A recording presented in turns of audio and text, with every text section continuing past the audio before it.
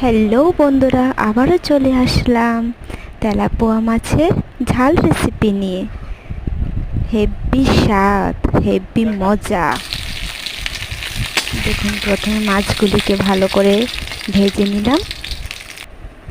এরপর কড়াইতে ঢেলে দিলাম তেল, সরিষার তেল।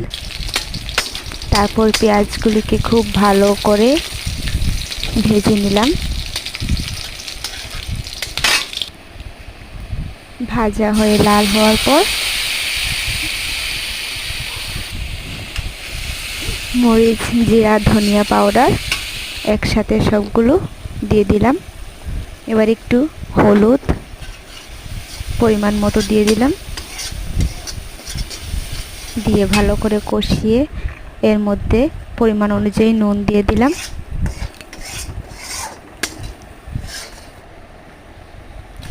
দিয়ে পেঁয়াজ বাটা দিয়ে দিলাম অল্প।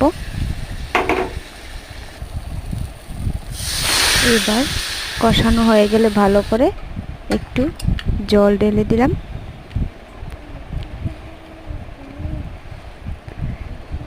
জলখানি সিদ্ধ হওয়ার পর মাছগুলি একের পর এক ছেড়ে দিলাম।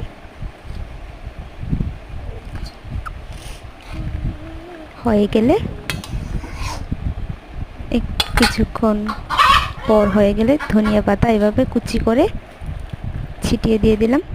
ব্যাস, হয়ে গেল আমাদের তেল ঝাল রান্না।